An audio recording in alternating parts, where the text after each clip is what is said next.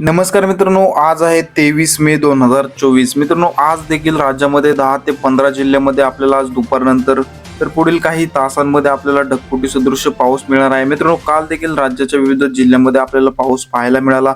तुमच्या भागामध्ये देखील मित्रांनो पाऊस आला असेल तर आपल्याला कमेंटमध्ये नक्की कळवा. व तुम्ही हा व्हिडिओ मित्रांनो कोणत्या लोकेशनवरून पाहताय ते लोकेशन देखील आपल्याला कमेंटमध्ये सांगा. तर मित्रांनो, आज आपण राज्यातील कोणकोणत्या जिल्ह्यामध्ये पावसाची शक्यता असणार आहे ते पाहणार आहोत. तत्पूर्वी तुम्हाला एक विनंती आहे मित्रांनो, तुम्ही व्हिडिओ पाहताय परंतु चॅनलला सबस्क्राईब करत नाही. चॅनलला आता सबस्क्राईब करून घ्या व व्हिडिओला लाईक देखील करा. तर मित्रांनो, आज प्रामुख्याने दुपारनंतर सातारा जिल्ह्यामध्ये आपल्याला ढगफुटी सदृश पाऊस पाहायला मिळतोय.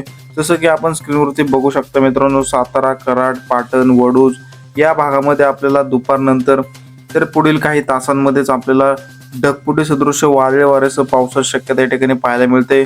चिपळूण भागामध्ये देखील आपल्याला मित्रांनो मोठ्या प्रमाणामध्ये आपल्याला ढगफुटी सदृश पाऊस हा पाहायला मिळत आहे. मित्रांनो, या ठिकाणी कोल्हापूर जिल्ह्यामध्ये देखील रेड अलर्ट पाहायला मिळतोय.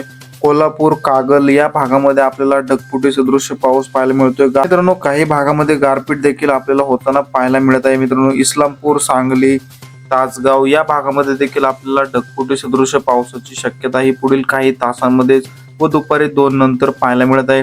एकंदरीत जर विचार केला मित्रांनो तर या ठिकाणी सांगली, सातारा, कोल्हापूर या तीनही जिल्ह्यामध्ये आज आपल्याला ढगफुटी सदृश पावसाची शक्यता वर्तवण्यात आलेली आहे. तर रेड अलर्ट या ठिकाणी पाहायला मिळत आहे. मित्रांनो, तसेच या ठिकाणी रत्नागिरी, रायगड, सिंधुदुर्ग या जिल्ह्यामध्ये देखील आपल्याला मुसळधार स्वरूपाचा पाऊस पाहायला मिळतोय. तसेच पुणे, बारामती, जेजुरी, दौंड या भागामध्ये देखील दुपारनंतर आपल्याला मध्यम ते जोरदार स्वरूपाच्या पावसाची शक्यता ही पाहायला मिळत आहे. मित्रांनो, मराठवाड्यामध्ये देखील बीड, लातूर, धाराशिव, छत्रपती संभाजीनगर या ठिकाणी नांदेड, परभणी, हिंगोली, जालना या जिल्ह्यामध्ये आपल्याला हवामान ढगाळ पाहायला मिळते. परंतु या ठिकाणी पावसाची शक्यता कमी आहे. तुरळक ठिकाणीच आपल्याला स्थानिक वातावरण तयार होऊन हलक्या स्वरूपाच्या पावसाची शक्यता पाहायला मिळते. तसं पाहायला गेलं तर मित्रांनो, मराठवाड्यामध्ये या ठिकाणी पावसाचा जोर हा कमीच पाहायला मिळत आहे.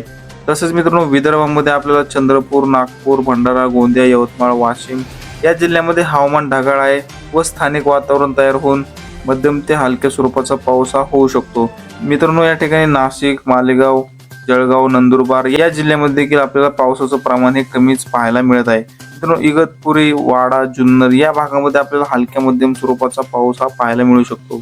एकंदरीत जर संपूर्ण राज्याचा विचार केला तर मित्रांनो, या ठिकाणी सांगली, सातारा, कोल्हापूर, पुणे, सोलापूर तसेच रत्नागिरी, रायगड, सिंधुदुर्ग या 7 ते 8 जिल्ह्यामध्येच आज आपल्याला रेड अलर्ट, तर काही ठिकाणी ढगफुटी सदृश, तर या ठिकाणी आपल्याला सांगली, सातारा, कोल्हापूर या जिल्ह्यामध्ये रेड अलर्ट पाहायला मिळतोय. वादळी वाऱ्यासह विजांच्या कडकडाटासह अक्षरशः ढगफुटी सदृश पाऊस हा आपल्याला आज दुपारनंतर पाहायला मिळणार आहे. मित्रांनो, हवामानामध्ये अचानक बदल होत असतात, आपण लगेचच व्हिडिओ घेऊन येत असतो. त्यामुळे तुम्ही चॅनलला सबस्क्राईब करा व व्हिडिओला लाईक नक्की करा. धन्यवाद.